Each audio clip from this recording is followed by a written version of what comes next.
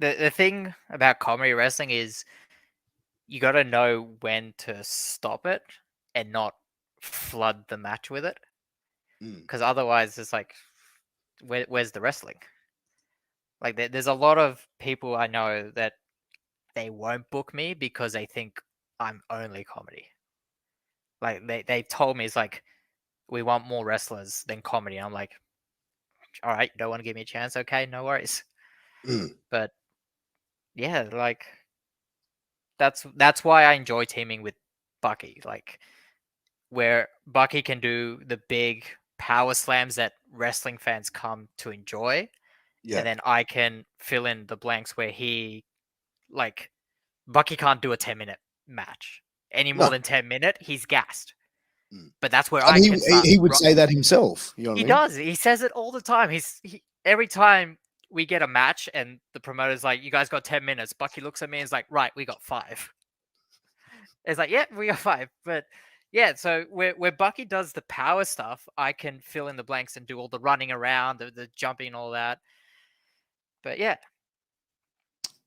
Yeah, man. Like I think it's it makes for an enjoyable experience with you guys because it's like the match is great. But I want to talk about your last little feud that you were having um at FWA. mm, So Scott Magnum, who is a guy like I'll be honest, man, Justice, and Scott no Justice, Scott Justice. Sorry, I Scott Magnum's Magnum. from AWA.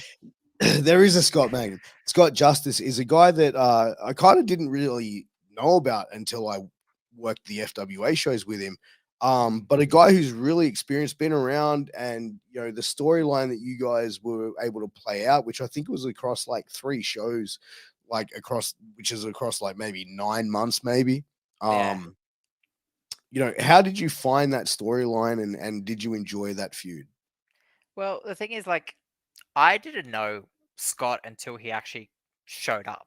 Like he's been wrestling 10 plus years, mostly Mm, up in Canada.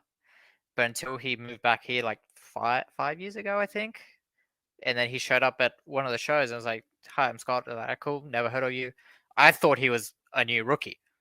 mm, No, he's been wrestling for ages. And then we started talking, had a couple interests outside of wrestling similar, and hanged out a bit. And then about 2 years ago, he started telling me, it's like, "I think I'm done with wrestling. Like, no one's really booking me." So I'm like, "Okay, cool, no worries." So it would have been cool to wrestle with each other. So yeah, that would have been cool. And then 5e at FWA is like, "Trying to think of something for you to do." I'm like, "Hey Scott, do you want a proper retirement?" It's like, "Fuck yeah, okay." And then the 9 months leading up to it, Scott's just been hounding me, saying like, "I'm going to the gym like twice a day because of you," and all that shit. But yeah, no, the feud itself was really fun. Like, it's something different to what I've normally done in the last few years. Like mm. something serious as ending someone's career. Yeah. Like I never thought that was gonna end up in my wrestling resume. I never thought I'd be someone's final anything. Yeah, but But like, it's interesting because like at the show, because I think your match was just before intermission, right? mm, So at intermission, like I went outside just to get a bit of fresh air and to have a cigarette, and I spoke to Scott's like girlfriend, fiance, or wife. And man, she was fired up, bro. Like she was like, he's like at the best, and blah blah blah. He's been to Canada, but these motherfuckers, like in Australia, they don't book him. And but why is that? And she's like, I'm feeling like she's pressing me for answers, like I'm a promoter or some shit. And I'm just going, look, I don't know. The wrestling business can be a political business. What do you mean? And I'm like, I gotta go. Like, you know what I mean? Because she was fired up. You know what I mean? You could see she was passionate.